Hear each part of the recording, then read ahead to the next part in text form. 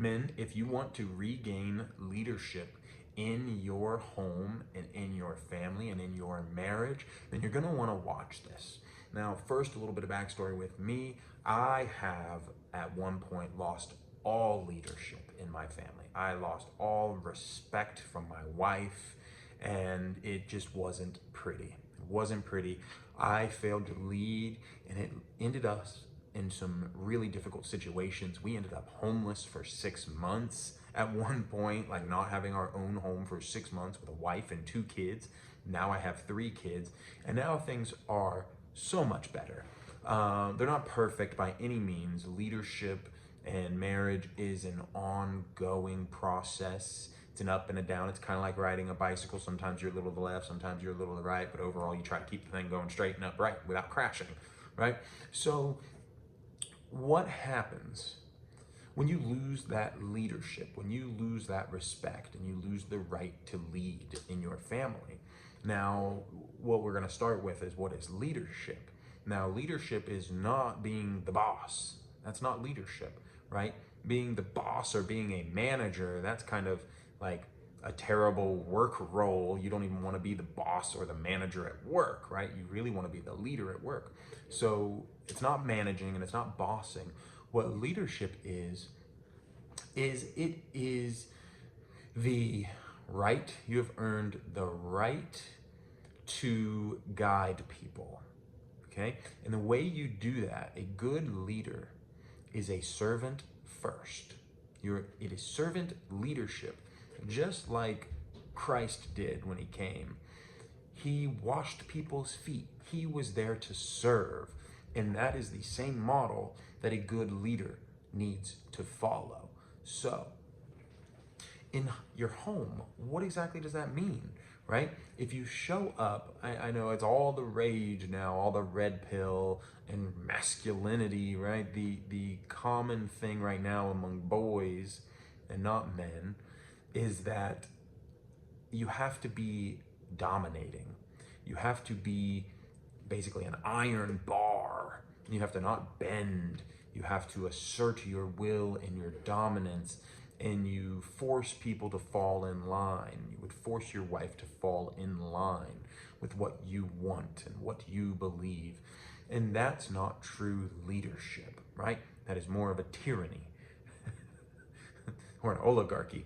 So this kind of leadership that I'm talking about, it comes from a place of deep care and deep love and deep respect for the people that follow you, for the people that have been placed in your care, right? Whoever God has placed in your care. Your job is to serve them. Your job is to care for them. Your job is to love them and to sacrifice for them. And when you do that, that will start to give you the permission to lead and to guide them, to influence them, to tell them what they should do and where you should be going, right? That's part of it. Obviously, the other part of a good leader is having a vision. You have to have a vision for people to follow, right? You can do all the right things and care and love, but if you don't have vision, if you're not sure of yourself, then no one's really going to want to lead, especially when times get tough. Tough times, people want a strong, confident leader with a vision that knows what's up and that is in control. So that is part that kind of comes second.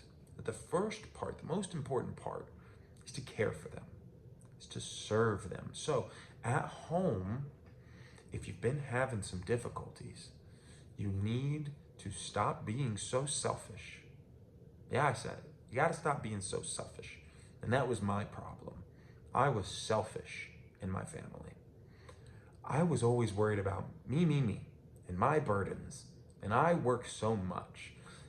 And I put food on the table and I pay all the bills. And what's in it for me? And man, everyone should respect that more. But it doesn't work that way. Like, that's not good leadership. And it wasn't until I stopped worrying about myself and I continued to serve my family even more, going to work, paying the bills is the bare minimum. It's the bare minimum as a man, right? If you can't do that, shoot, get out. What else are you going to do? It's the bare minimum. So you have to go above and beyond. And it wasn't until I started serving in a deeper way and not just going through the motions, not just doing the actions, right? Like the Pharisees, like the whitewashed tombs that did all the right things and said all the prayers, but they did it with an evil heart. They did it with a hardened heart. They didn't do it for the right reasons. They did it because they wanted the praise. So it's the same thing at home, right? If you're going to do the dishes, don't go throwing the dishes around in the sink and making a big loud clamor, right? You might as well not do the dishes. You have to do it with love. You have to do it with care. You have to do it with a real servant's heart. Wash the feet like Jesus did. How can you give more? And how can you do it joyfully? Whatever you find to do it as though you're doing it for the Lord. It's the same thing at home. You have to do it willingly and joyfully, and you have to do it because you don't want anything in return. You're doing it because that's your role. That is your God-given role. You were put in their lives to protect them and to serve and to provide for your family. And you need to do so with a joyful heart. If you do it as if everything's a burden, your wife's going to feel that. Your kids are going to feel that. And you will lose the right to lead them. They will no longer want to follow you because they know deep down that you don't actually care about them. You might say you do, but if that's how you show up and that's how you choose to serve with a burdened heart like that, you don't really care for them. You don't really love them the way that they need to be loved. You don't really cherish your wife the way she needs to be cherished in order for her to fully lead or to fully follow your lead. Now, that doesn't mean she's always going to do everything you want, right? She's her own sovereign individual. But when it comes to the respect and the trust and the love for her to say, yes, I will follow you, I will follow your lead, that's what's required. You have to care, and you have to love, and you have to cherish, and you have to see her without spot or wrinkle. You have to forgive her, even as God has forgiven you, as Christ has forgiven everyone. When Christ was on the cross, what did he say? He said, forgive them, Father, for they know not what they do. It's the same way as a leader. Anybody that's under your care, anybody that you are supposed to care for, when they do something that you want to take as a wrong at you, as a slight towards you, as a jab, as a stab, as a disrespect, you have to forgive them. You have to give them grace. And that was the biggest downfall in my marriage before I turned things around, was I had stopped giving my wife grace. I used to give her so much grace. I used to put up with all of the mood swings and all of the little tantrums and all of the emotional feelings. And at some point, I got selfish and I got resentful and I stopped giving her that grace. And that's when things really went bad. I stopped giving her grace and I stopped selflessly serving her and the family. So if you want to regain that right to lead, you have to show up and you have to care. And you have to love the people that you are put in charge of. Followers are not a gift to the leader. A great leader is a gift to the followers.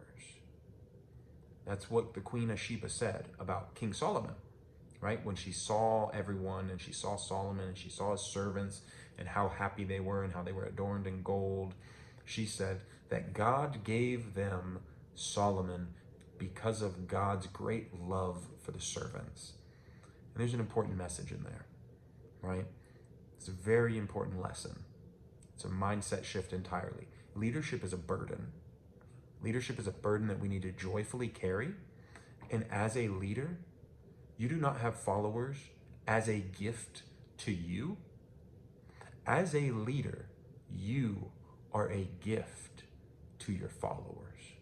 It is your job to care for them, to love them, to serve them, to forgive them, to see them without spot or wrinkle, to increase their protection, to increase their joy, to increase their prosperity, to elevate every single person that comes in contact with you.